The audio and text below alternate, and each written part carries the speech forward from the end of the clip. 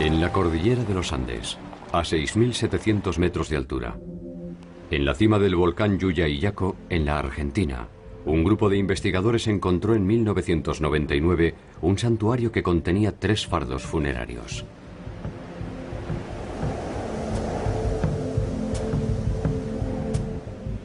Corresponden a 3 niños de escasa edad que fueron sacrificados hace más de 500 años.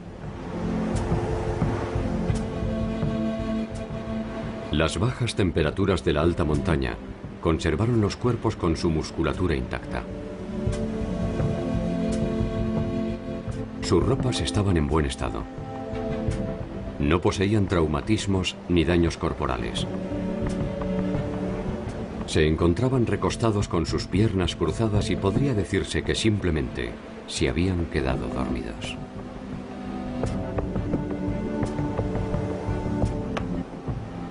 Uno de los cuerpos pertenece a una niña, bautizada por los investigadores como la doncella.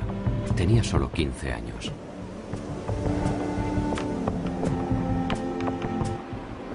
La niña del rayo no tenía más de 6 años y fue llamada así porque un rayo calcinó su cuerpo en algún momento posterior a su muerte.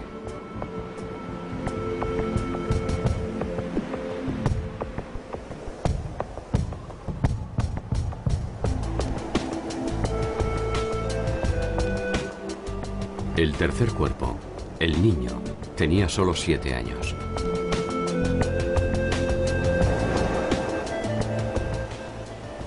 Junto a ellos se encontraron una serie de ofrendas. Finas piezas de cerámica, exquisitos tejidos y algunos collares, entre los que destacan unos de color rosado realizados con muyú, un bivalvo originario de las costas del Ecuador y que fue conocido como el oro rojo de los incas.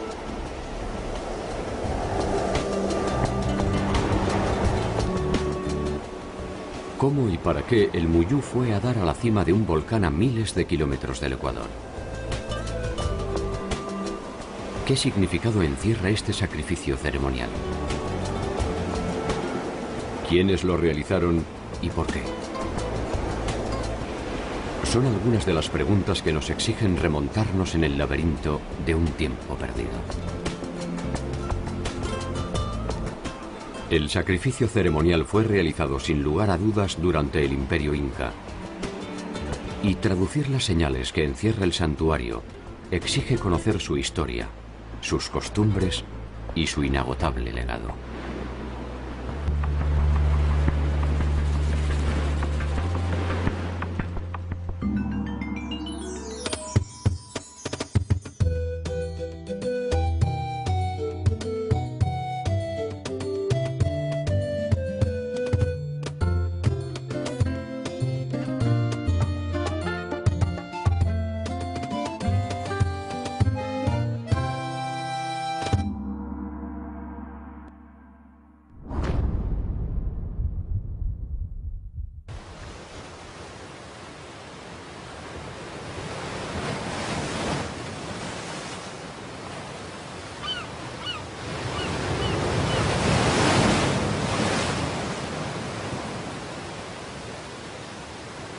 El muyú, oro rojo u oro de los incas, se reproduce en aguas cálidas al norte de Perú y el Ecuador y responde al nombre científico de Spondylus.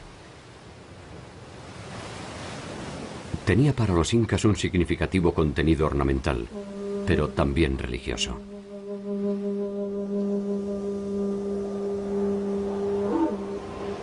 El descubrimiento en el volcán Llullaillaco se puede atribuir entonces a razones de estado. Es probable que alguna amenaza natural, tal vez un temblor o un breve despertar del volcán, haya originado esta ofrenda.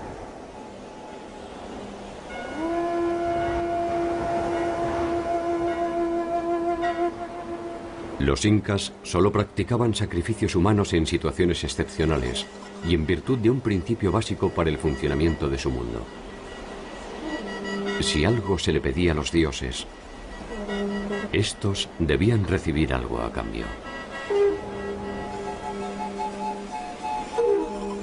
La cultura inca es una original y aparte. Naturalmente, inca es un término que se usa para los últimos 100 años de la cultura prehispánica. Pero ese término significa miles de años de cultura anterior a los incas. Desde la Amazonia hasta el mar, desde Colombia hasta Chile y Argentina, atravesando Perú, Ecuador y Bolivia, el Estado Inca fue la organización política, económica, militar y cultural más extensa del continente americano.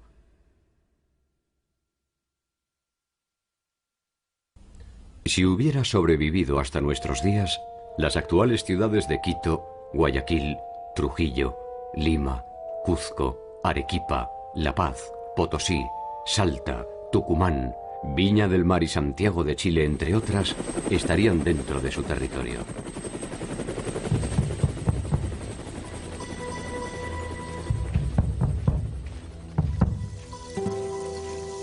Sus ejércitos llegaron a contar con decenas de miles de hombres. Sus ciudades fueron refinadas y monumentales. Su red de caminos se calcula en más de 20.000 kilómetros. Y su población se ha estimado entre los 12 y los 30 millones de habitantes.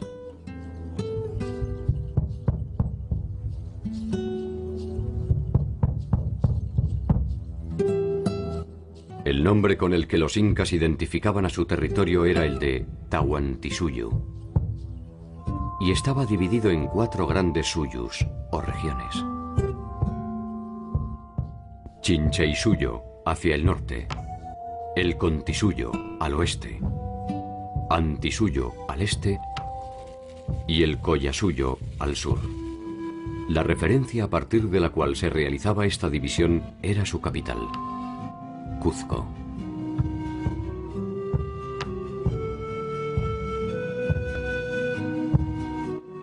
Cuenta la leyenda que la historia de los incas se inicia cuando los hermanos Ayar, Uchu, Cachi, Manco y Auca, acompañados por sus hermanas Mamá Oclo, Mamá Huaco, Mamá Cura y Mamá Raua, abandonan la casa del escondrijo en busca de un lugar en el que establecerse.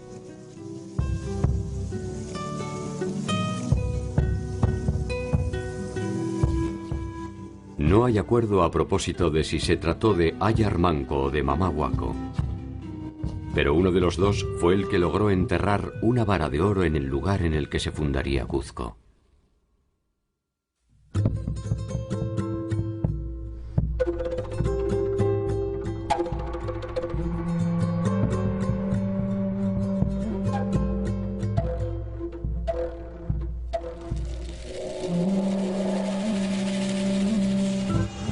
Cuzco fue el centro político y ceremonial del Estado, y desde allí se extendió en sucesivas conquistas militares y diplomáticas.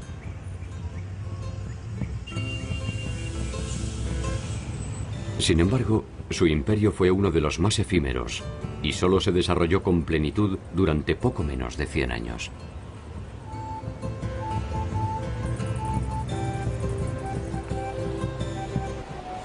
Ese tiempo fue suficiente para consolidar una expansión territorial inédita en el continente.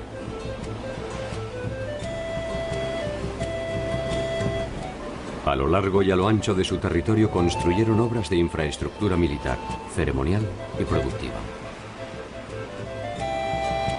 Algunas de naturaleza monumental y otras cuya naturaleza es inexplicable.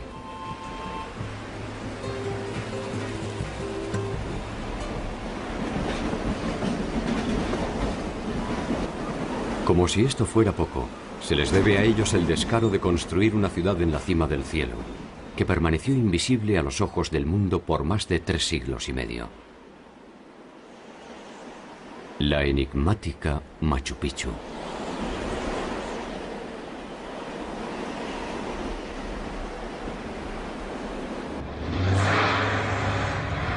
Hacia el año 1200, Cuzco había dejado atrás su condición de población rural y bajo el liderazgo de Manco Inca, iniciaba sus primeras conquistas en las regiones aledañas.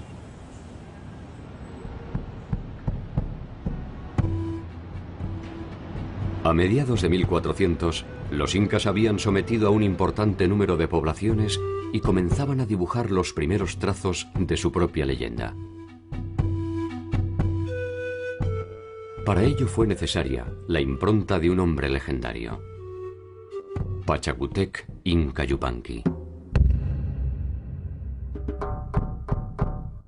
Pachacútec es quien llevó a los incas a su victoria definitiva contra los chancas, un grupo étnico proveniente de Ayacucho empecinado en desafiar la incipiente hegemonía de Cuzco.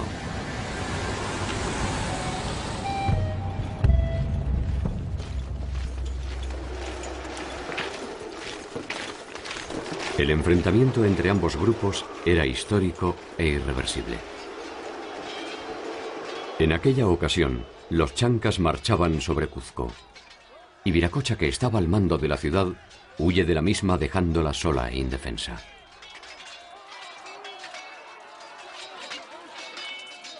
Pachacútec, por entonces apenas un joven príncipe, asume la defensa de Cuzco, y aún en inferioridad de condiciones, vence a los chancas mediante ingeniosas estratagemas e indudable valor.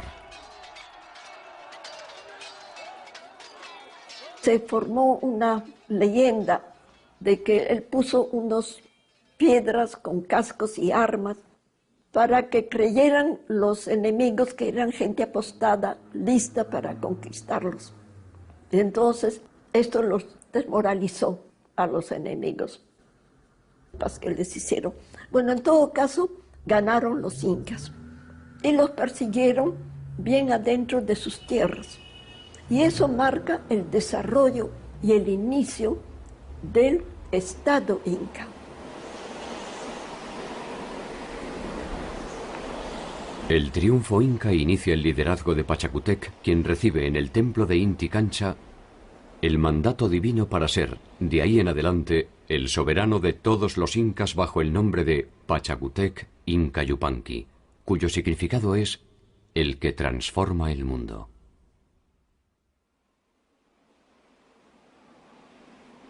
Con él nace el imperio histórico y la dinastía de los hijos del sol.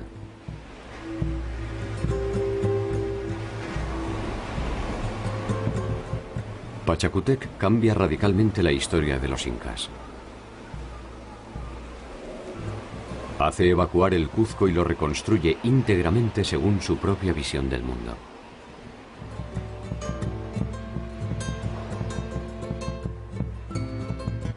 Profundiza en la expansión militar y aumenta el poderío económico.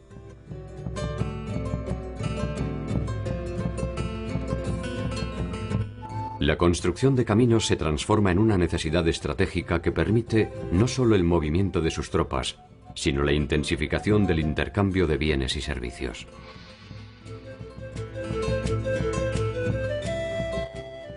Reglamenta el trabajo obligatorio y generaliza el idioma quechua.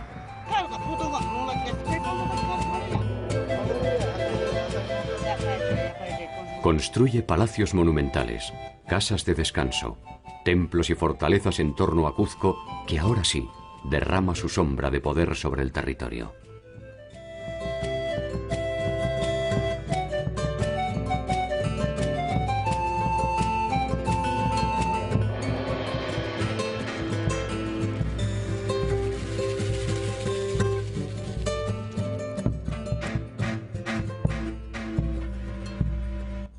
Pachacútec no solo construye las bases materiales de una nueva era para los incas, también establece la condición dinástica de los soberanos que son designados directamente por Inti, el dios sol, quien pasa a ser la deidad primordial.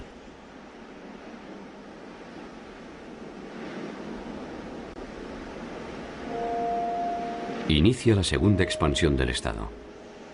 Por su actuación y la de sus generales, derrota a chancas, parcos y chimús y consolida su posesión del área de influencia del antiguo Tiwanaku, a orillas del lago Titicaca. Su sucesor Topa Inca multiplicará exponencialmente la expansión del Estado entre 1463 y 1493. En apenas 30 años llegará hasta Quito, hacia el norte, en el actual territorio de Ecuador, y más allá de lo que hoy es Santiago de Chile, hacia el sur. Finalmente, bajo el gobierno de Huayna Cápac, los incas alcanzarán el actual territorio colombiano.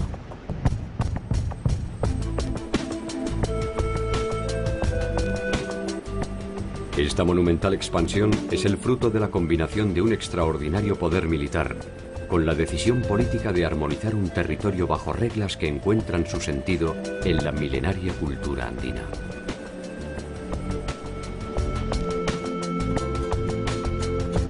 De alguna forma, los incas imponen leyes que los pueblos sometidos ya consideraban como propias. En Andes hubo varios señoríos y por eso no era necesario conquistar estas nuevas áreas pueblo por pueblo. Era suficiente ir a capital de estos señoríos y convencer señor rey anterior que si se hacen un acuerdo con el Inca, él puede mantener su posición privilegiada, y si se aceptaba esta oferta de los incas, él recibía muchos dones. Respaldado por su ejército, el Inca realizaba una serie de obsequios al futuro miembro del Estado, ofreciendo a cambio su protección y sus conocimientos.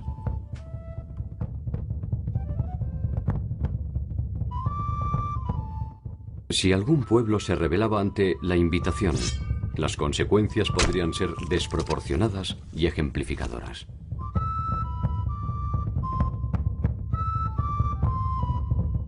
Se dice que durante la campaña a Tumbes, los huancahuilcas que habían traicionado a Topa Inca fueron sometidos por Huayna Cápac, quien como represalia ejecutó a una 10ª parte de la población.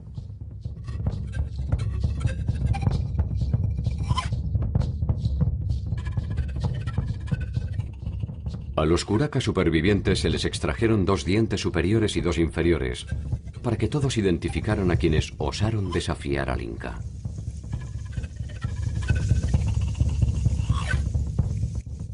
Este castigo era de naturaleza hereditaria y alcanzaba a todos los descendientes por siempre jamás.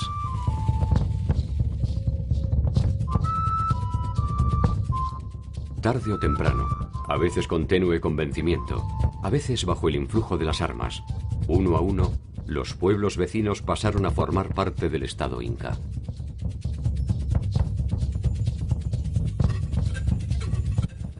Pese a la característica compulsiva de los acuerdos, estos se basaban en uno de los principios básicos del funcionamiento de las relaciones andinas: el principio de reciprocidad.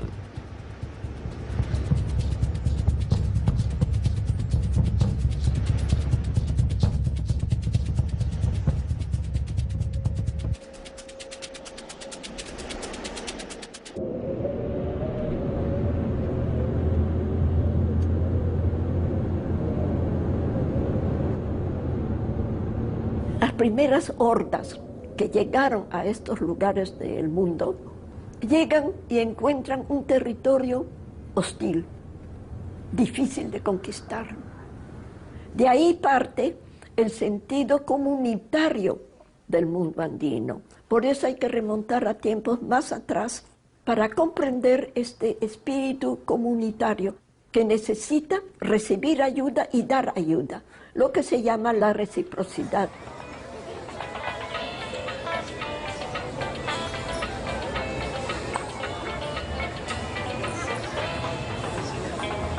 La reciprocidad viene de ahí. Yo te doy, tú me das. Y toda la estructura inca se basa justamente en la reciprocidad.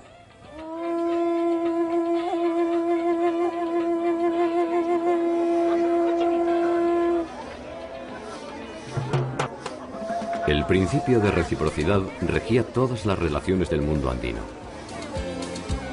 Las del Estado con sus habitantes, las de sus habitantes entre sí, e incluso las sobrenaturales, es decir, la comunicación con los dioses. Esta última daba origen a una reciprocidad distinta, la reciprocidad asimétrica. Las ofrendas realizadas a los dioses podían no tener contraprestación por parte de estos. América no conocía moneda, entonces tenía que tener otra cosa para sustituir la moneda. Acá no había venta ni compra, había la reciprocidad y la unidad de valores. Por tantos granos que yo te doy, tú me das tantos recipientes de chicha. Y no había la idea de lucro, sino de intercambio.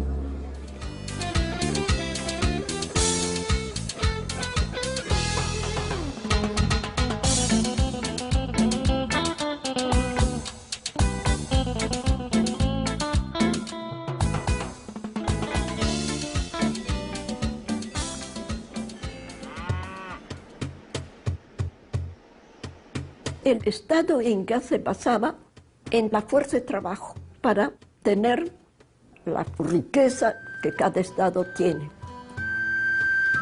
El hombre del común no daba nada de su parcela de tierra. Su parcela de tierra era intocable, era de él y nada más. Pero tenía que dar fuerza de trabajo al inca, a los dioses, una serie de obligaciones de trabajo. Y el producto del trabajo iba a los depósitos estatales. O sea que el Inca tenía una cantidad de productos alimenticios, de trabajos manufacturados, y que eso era su riqueza, de la cual necesitaba para la reciprocidad.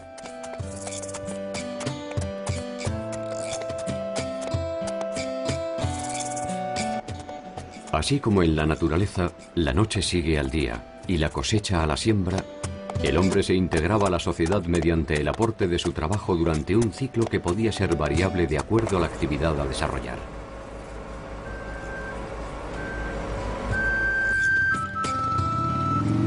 El individuo cumple con el Estado y asegura su manutención.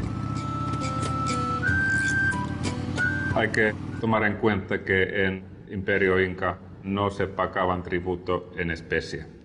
Única manera para pagar su obligación para el Estado era un sistema que se llama mita. Mita era obligación de mano de obra de todos hombres adultos para hacer un servicio para el Estado y también para la Iglesia.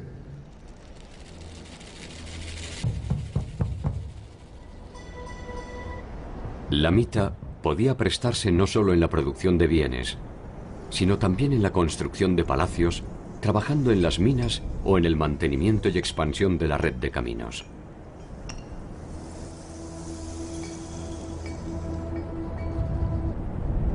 Los que cumplían la mita guerrera debían servir al Inca en sus conquistas o sofocando rebeliones.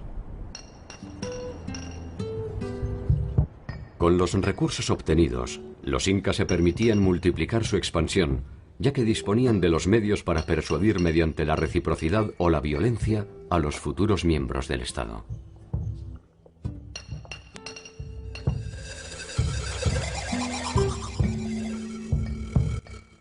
El trabajo era un valor fundamental de la sociedad incaica, y como tal, la holgazanería era castigada severamente. Existían, sin embargo, periodos establecidos para el descanso y el esparcimiento. Otros tribus pagaban este tributo bailando para Inca. Sabemos que, por ejemplo, en Callabaya, una parte de población tenía que especializarse en baile y canto. Y cuando hubo unos actos importantes del Estado, ellos estaban bailando y cantando. Era su servicio del Estado. En el Imperio Inca era muy importante que todos jóvenes adolescentes tenían que casarse, porque cuando se casaba tenían todas las obligaciones para trabajar para el Estado. Y por eso anualmente estos gobernadores incas viajaban a las provincias y obligaron a mujeres y hombres a tomar su pareja y casarse.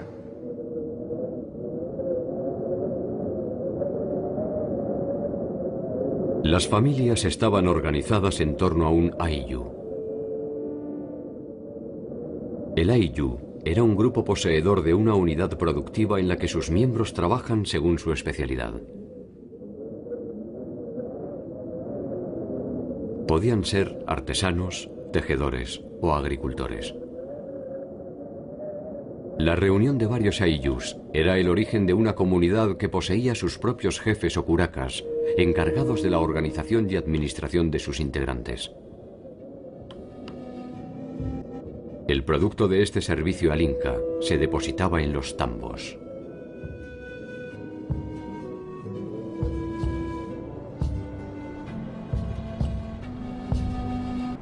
Los tambos eran depósitos que funcionaban como núcleos de enlace entre las poblaciones y, de acuerdo a sus proporciones, podían ser, además, centros administrativos, residencias de descanso o meros puestos de relevo.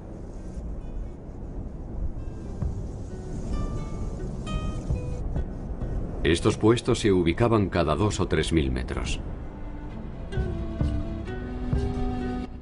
Poseían al menos 2 mensajeros que, mediante un sistema de postas, podían transportar información o pequeños bultos atravesando el vasto territorio en algo más de 20 días.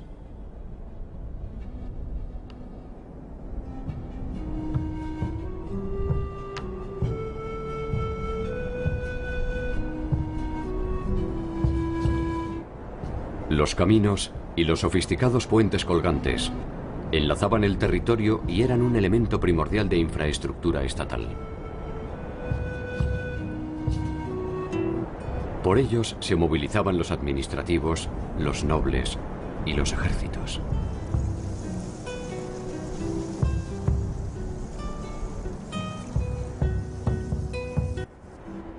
Una suerte de inteligencia estatal estaba conformada por los tucuiricus, los que todo lo ven, que velaban por el orden y el cumplimiento de la voluntad del Inca.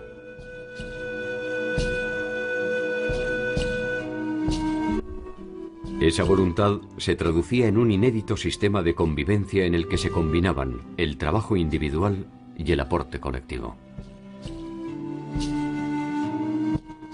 Cada victoria obtenida era el germen de una nueva conquista.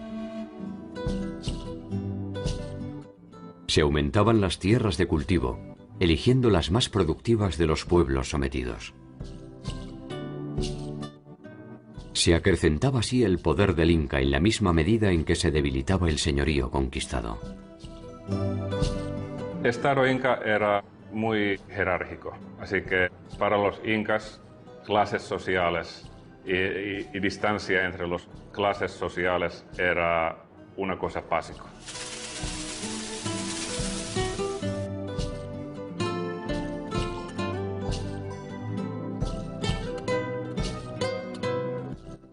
La jerarquización del Estado Inca no descuidó la larga tradición tecnológica que había fundado la base de los pueblos andinos.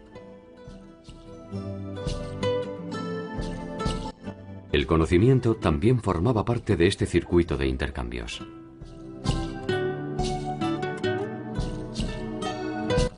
En la localidad de Moray existe aún un centro para la experimentación tecnológica agraria que reconstruye una serie de ecosistemas donde realizar pruebas para diversificar los cultivos.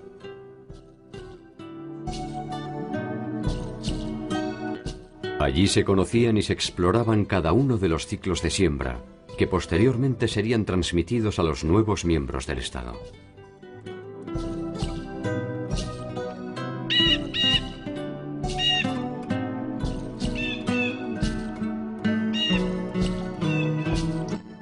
La ciudadela de Pisac fue la primera construcción realizada por el gran Pachacútec.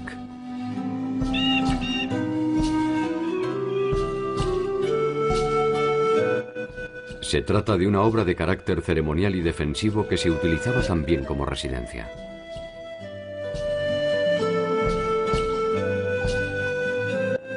Estas construcciones monumentales y exquisitas aumentaban el prestigio de los incas y le daban a Cuzco una imagen de invulnerabilidad que permitía aplacar cualquier intento de rebelión en los pueblos sometidos.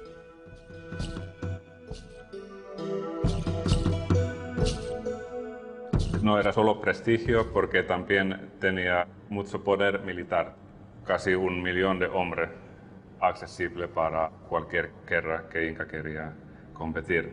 Y era una combinación de poder real y poder simbólico.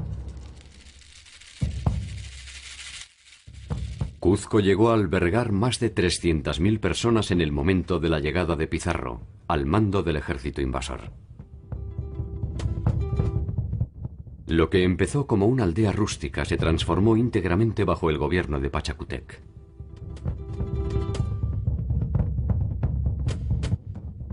Entre sus habitantes predilectos se encontraban los soberanos incas que lo habían precedido, quienes, momificados, conservaban sus honores, sus vasallos, sirvientes y privilegios.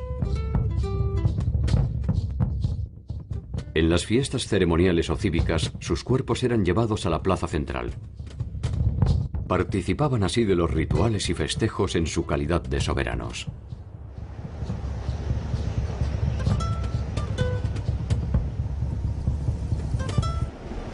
Fueron muchos e increíbles los logros y glorias alcanzados por Pachacútec.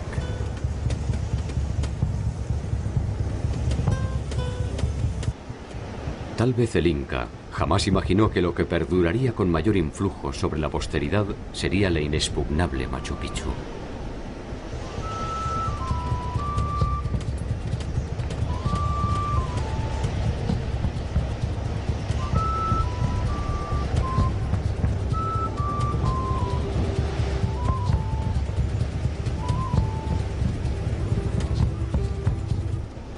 Su sola observación alcanza para comprender la verdadera dimensión de la civilización inca.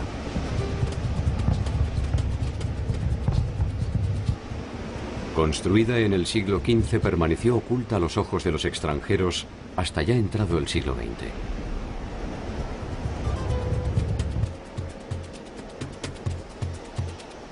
Después de la invasión española, y más allá de la cruda resistencia de los incas, el secreto se mantuvo en la montaña sin que nadie desvelara su existencia.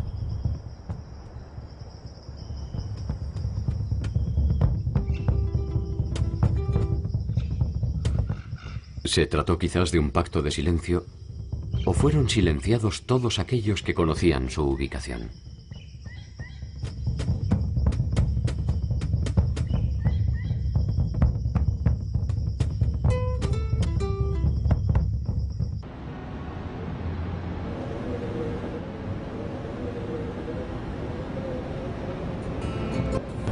Ubicada a 130 kilómetros de Cuzco, a más de 2.200 metros sobre el nivel del mar, Machu Picchu es hoy la construcción más emblemática y conocida del Imperio Inca.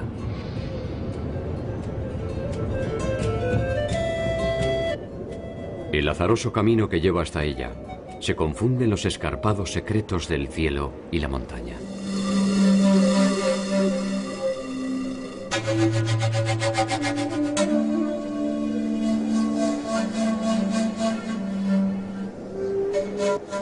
Profundos abismos dificultan su acceso y ayudan a esconder su esquiva figura.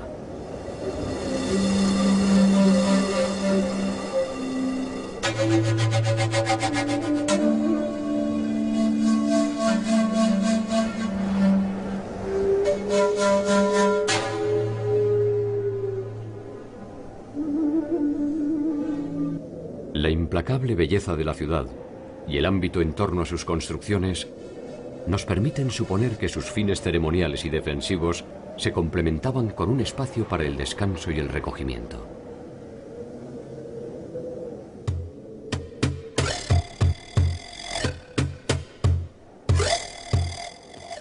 Sus edificaciones de piedra pulida recrean un recorrido casi inverosímil que desafía nuestra credulidad.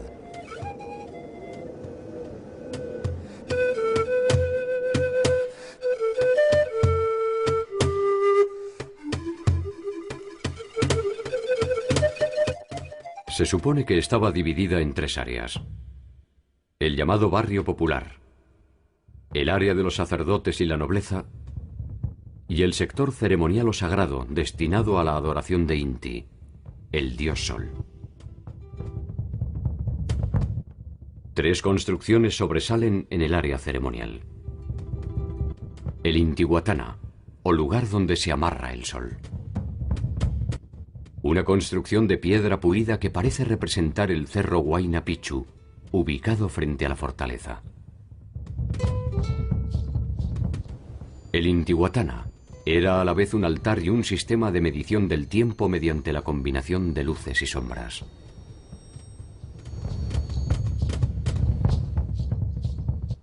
El Templo del Sol. Es una construcción que solo estaba reservada a los sacerdotes y al mismo Sapa Inca. Por último, el Templo de las Tres Ventanas. Es probablemente una estilizada representación del Tampu-Tocco, el lugar desde el que los hermanos Ayar iniciaron el periplo que terminaría con la fundación de Cuzco.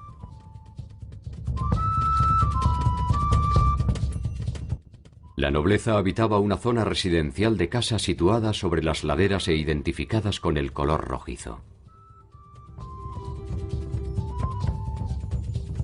Otras edificaciones estaban destinadas a los castigos y encierros, y se presupone la utilización del mausoleo monumental para ritos y ceremonias de importancia.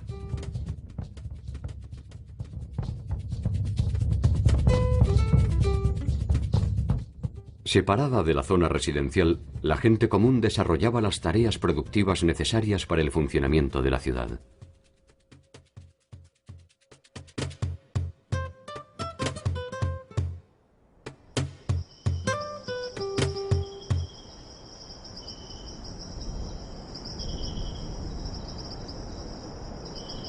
Los incas conocían y utilizaban el plano inclinado en sus construcciones. Pero aún así, resulta difícil imaginar cómo fueron transportadas esas piedras hasta el lugar que termina abruptamente en un abismo de 600 metros de profundidad.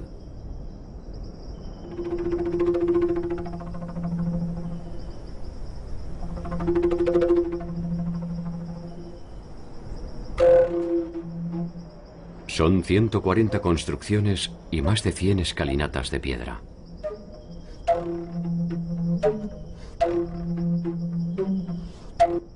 En su traza y en su entorno se puede pasar fácilmente del ámbito rural al urbano casi sin solución de continuidad.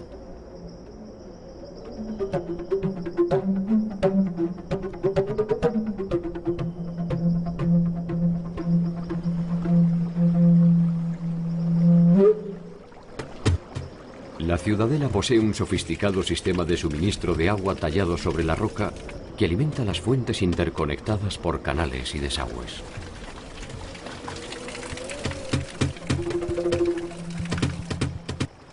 Un original sistema de riego se alimenta de este fluido vital conducido con inteligencia y moderación hacia las terrazas de siembra.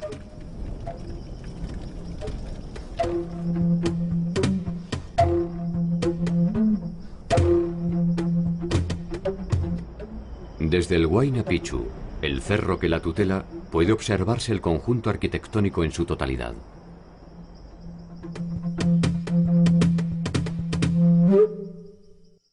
Abandonarse unos instantes a su contemplación es sustraerse de nuestro tiempo y apreciar la espiritualidad de ese espacio que vio los mejores tiempos de los incas.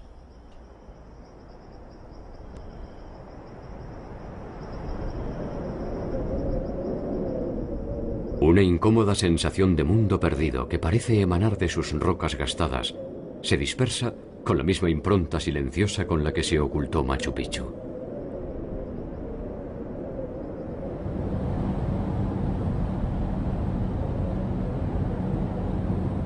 Si uno se deja arrastrar por los caminos del presente, no tardará en observar las mismas prácticas milenarias que perfeccionaron los incas.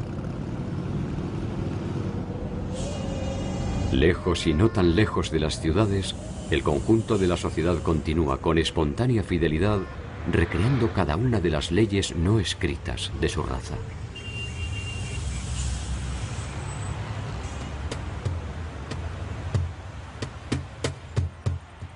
Cuzco era la sede del gobierno, y Machu Picchu parece haber sido un refugio secreto. Los tambos, las fortalezas y las ciudadelas formaban parte del circuito que el Inca realizaba en su territorio.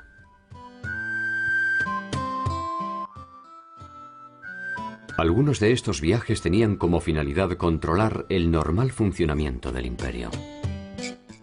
Mediante estas visitas se aseguraba el cumplimiento de las directivas y el ideario cuzqueño.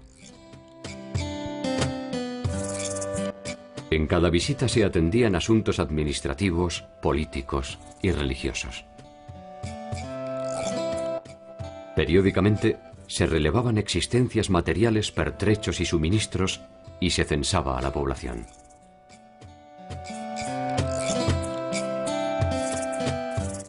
Mediante los quipus se almacenaba esta información que permitía conocer con exactitud la cantidad de bienes y habitantes del imperio.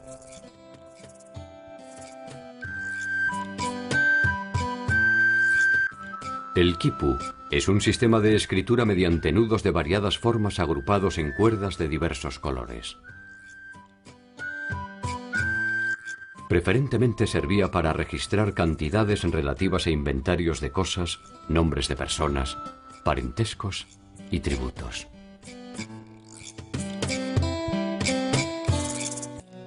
El quipu consta de una cuerda principal, sin nudos, de la cual penden otras generalmente anudadas de diversos colores, formas y tamaños, llamadas cuerdas colgantes.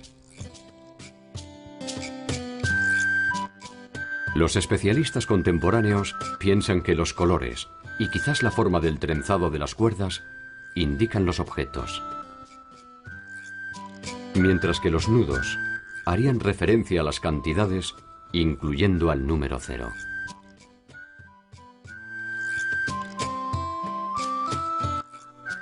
Toda esta información terminaba en Cuzco. El poderío de la ciudad alimentó también la existencia de la codicia, que sembró rápidamente la intriga entre los distintos miembros de la nobleza.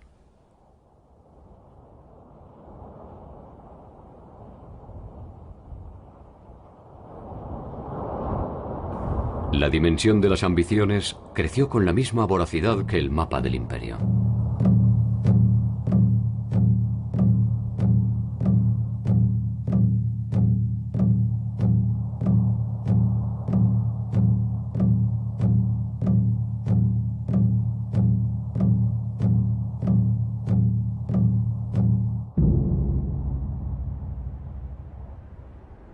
Pocos se animaban a desafiar al poderío inca.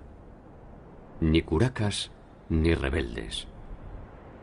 Los que lo hacían corrían el riesgo de ser aniquilados, castigados o, en el mejor de los casos, desterrados hasta el fin de sus días.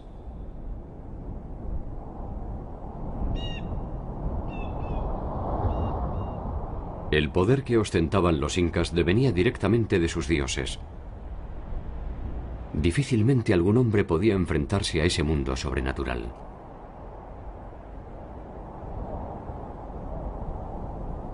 Aquellos dioses que pertenecían a sus enemigos habían sido silenciados bajo el influjo de su conquista.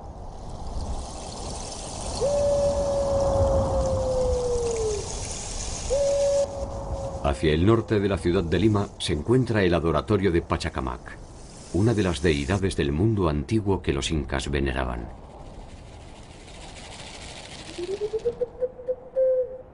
Algunos incas lo incluyeron como estancia durante sus viajes administrativos y de conquista, y construyeron en él algunas edificaciones para sus fines particulares.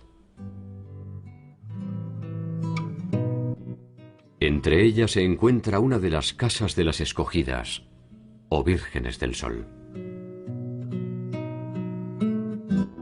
La visión medieval europea ofreció una mirada entre prostibularia y supersticiosa a propósito de las casas de las escogidas.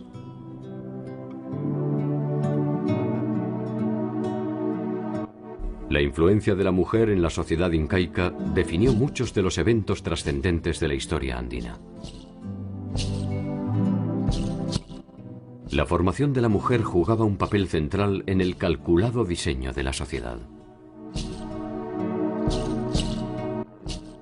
A las llamadas vírgenes del sol se las elegía entre las niñas más hermosas del imperio cuando tenían entre 8 y 10 años.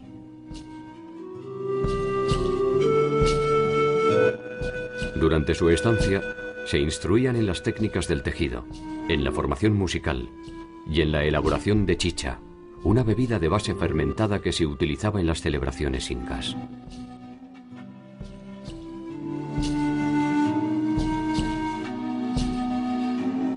Realizaban estas tareas bajo la supervisión de una mujer mayor identificada como Mamaconda.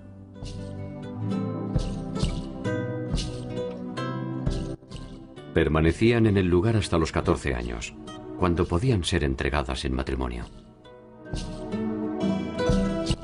Aquellas que se quedaban eran las consagradas al dios Sol, y de entre ellas se seleccionaban las elegidas para los sacrificios humanos.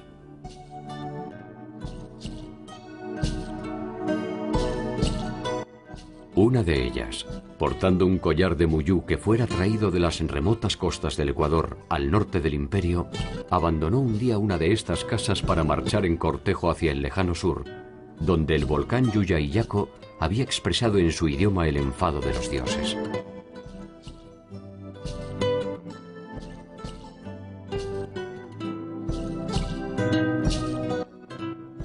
En su pequeño cuerpo, en sus pequeños pasos, late el peso de todo un reino. Ella va hacia la muerte como una ofrenda para que sus dioses restablezcan el equilibrio del mundo. Poco puede entender su trabajada pureza del verdadero fango que rige el destino de los hombres. Difícilmente pueda saber que el fin del imperio no será producto de un acto divino.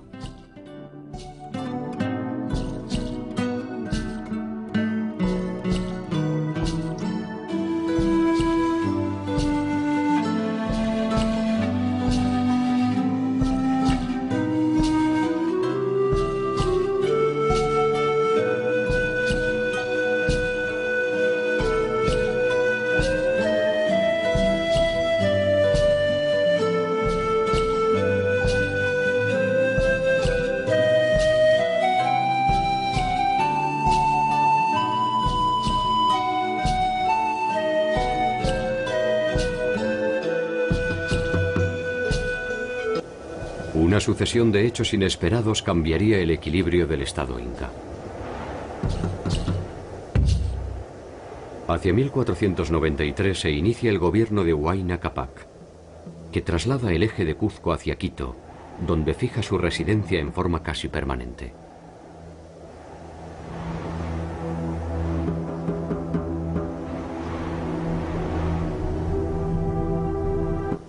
La importancia de Cuzco se va debilitando y las posibilidades de expansión del Estado inca se consolidan hacia el norte en detrimento de las áridas y empobrecidas tierras del sur.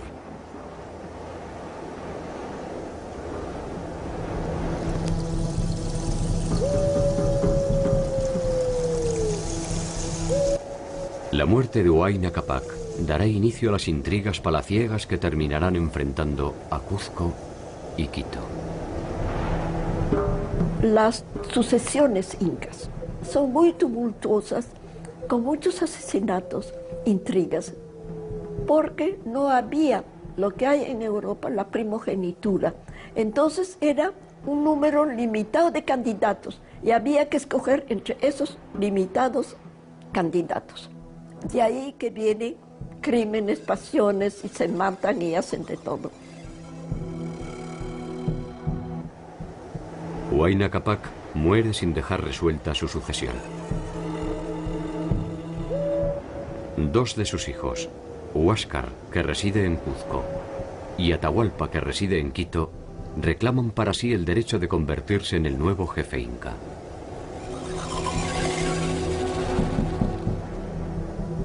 Por un tiempo, ambos comparten tensamente el control del Tahuantinsuyo.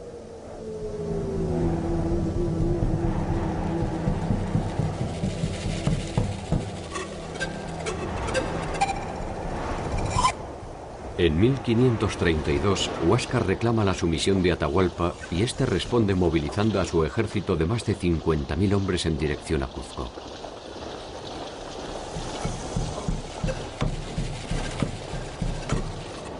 Fue el principio del fin del imperio más extenso de América.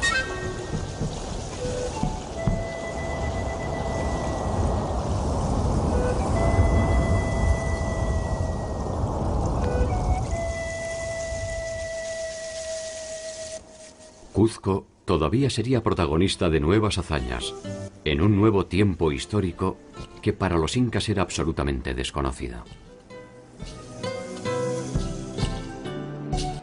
Las señales de esta deslumbrante cultura están vivas en los nombres de sus célebres protagonistas.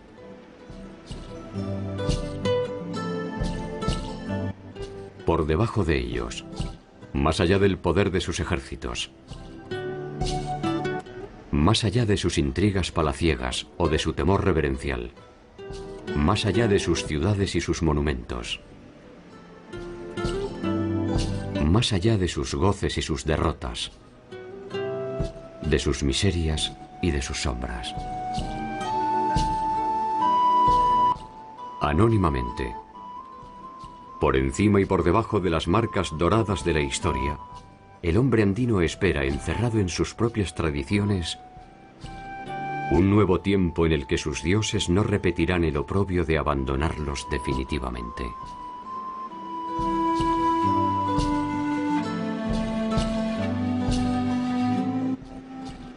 Tal vez porque saben que no hay imperio más perdurable que aquel que no es más que la suma de los hombres que lo componen.